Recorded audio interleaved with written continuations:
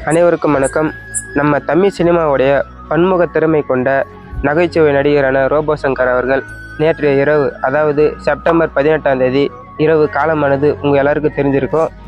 அவருடைய இயப்பானது தமிழ் சினிமாவுக்கு பெரிய இயப்படாக இருந்தாலும் அவருக்காக இந்த நேரத்தில் நான் அந்த இறைவனை பிரார்த்திக்கிறேன்.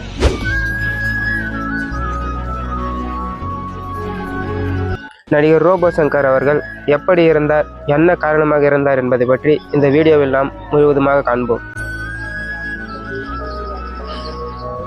தமிழ் சினிமாவில் மெமிக்ரி உள்பட பன்முக திறமை கொண்ட நடிகர் ரோபோ சங்கர் சின்ன திரையிலும் வெள்ளித்திரையிலும் கால் பதித்து சின்ன திரையையும் வெள்ளித்திரையையும் தனது இரு கண்களாக கருதிய ஒரு மாபெரும் சினிமா கலைஞர். நடிகர் ரோபோ சங்கர் 1978 டிசம்பர் 24 பிறந்தார்.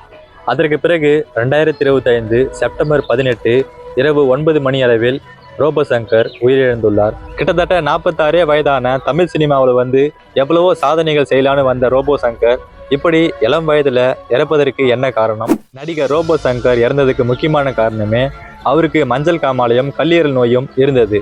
நடிகர் சங்கருக்கு ரோபோ சங்கர்னு எப்படி பேர் வந்துச்சு தெரியுமாங்க? நடிகர் சங்கர் மதுரையை சேர்ந்தவர். மதுரைன்னு சொன்னாலே மதுரையோட பெருமையே அங்கு நடைபெறும் திருவிழாக்களும் அந்த திருவிழாக்களில் நடத்தப்படும் கலை நிகழ்ச்சிகளும் தெருக்கூத்துகளும் தாங்க. அவருக்கு கலை நிகழ்ச்சிகள் மேல ரொம்ப ஆர்வம் அதிகமா இருந்தது. அதனால அவருடைய சொந்த ஊரான மதுரையில நடைபெற்ற நிறைய கலை நிகழ்ச்சிகளில் போய் பங்கேற்றாரு. அவருடைய சொந்த ஊர்ல நடைபெற்ற கலை நிகழ்ச்சிகள்ல அவர் ரோபோ வேஷம் போட்டு நடிச்சிருந்தாருங்க. இப்படி ரோபோ வேஷம் போட்டு நடிக்கிறப்ப அவருக்கு ரோபோ சங்கர்னு பேர் வர ஆரம்பிச்சது. இப்படி ரோபோ சங்கர் ஊர் மக்கள் கூப்பிட ஆரம்பிச்சு இப்போ தமிழ் சினிமாவில் அவர் பேர் ரோபோ சங்கராகவே மாறிடுச்சு. அவர் ரோபோ வேஷம் போடுவதற்காக உடம்பு முழுக்க சில்வர் பெயிண்ட் பூசினார் இல்லையா?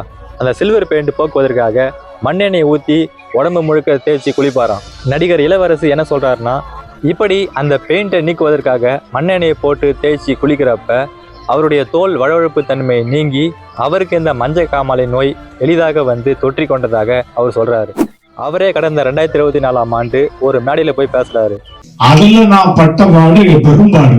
எனக்கு இந்த நோய் வருவதற்கு முக்கியமான காரணமே நான் அதிகமா கெட்ட பழக்கங்கள், சில தவறான பழக்கங்களை ஈடுபட்டு இருந்தேன். சூசைட் பண்றவங்க இப்ப லாஸ்ட் ஜனவரி மாசம் வாழ்க்கையை வெறுத்து என்னால அந்த பழக்க வழக்கம் இல்லாம இருக்கவே முடியல.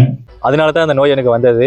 ஒரு 5 மாசம் படுத்த படுக்கை சாவினுடைய விளிம்புக்கு போயிட்டேன். அதற்கு காரணம் என்கிட்ட இருந்த சில பல கெட்ட பழக்கங்கள். நான் சாகிற தருவாயிலே போயிட்டேன். அதுக்கப்புறமா நக்கீரன் கோபால் தான் என்ன ஒரு மருத்துவமனை கூட்டிட்டு போய் எனக்கு திரும்பவும் உயிர் கொடுத்து கூட்டிட்டு வந்தாரு. அந்த நேரத்துல நக்கீரன் கோபால் சார் தான் என்னை கரெக்டா ஒரு ஹாஸ்பிட்டல் கூட்டு போய் இவ்வளவு கெட்ட பழக்கங்கள் இருந்ததுனால உள்ள என்னென்ன பார்ட்ஸ் எல்லாம் போயிருக்கு. அவர் இல்லைன்னா நான் இப்ப இருந்திருக்க மாட்டேன். அது மட்டும் இல்லாம இந்த காலத்து இளைஞர்களுக்கு நான் ஒரு அறிவுரை சொல்ல விரும்புறேன். தயவு செஞ்சு யாரும் கெட்ட பழக்கங்களுக்கு போயிடாதீங்க. என்ன மாதிரி தவறான பழக்கங்களுக்கு நீங்க போனீங்கன்னா நானே ஒரு உதாரணம், நான் ஒரு பெரிய எக்ஸாம்பிளா இருக்கேன். அதனால தயவு செஞ்சு படிக்கிற மாணவர்கள், இளைஞர்கள் யாருமே தவறான பழக்கத்துக்கு போயிடாதீங்க அப்படின்னு அந்த நிகழ்ச்சியில அவர் பேசியிருந்தாரு. இன்னைக்கு உள்ள ஜெனரேஷனுக்கு இந்த ஸ்கூல் காலேஜ் ஸ்டூடெண்ட்ஸ் தான் ரொம்ப கெட்டு போறதுக்கான அதிக வாய்ப்புகள் இருக்கு. அது காரணம் பேரண்ட்ஸ். அவரு தவறான பழக்கம்னு என்ன சொல்றாருன்னா இந்த குடி பழக்கம் சொல்றாரு. நடு ராத்திரி எல்லாம் எந்திரிச்சு கிறுக்கு மாதிரி வீட்டுல தெரிய ஆரம்பிச்சிட்டேன். குடி பழக்கத்தால பாதிக்கப்பட்டு அவர் ரொம்ப குடிக்க ஆரம்பிக்க அவருக்கு இந்த மஞ்சள் காமாலை நோய் வர ஆரம்பிச்சிச்சுங்க.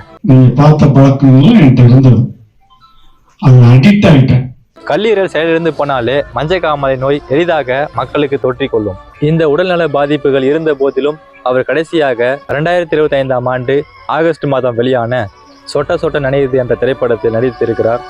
அதுக்கப்புறமா அவர் நடிப்புல கடைசியா ஒரு படம் வர இருந்தது. ஆனா அவரு அதுக்குள்ள தவறிட்டாரு.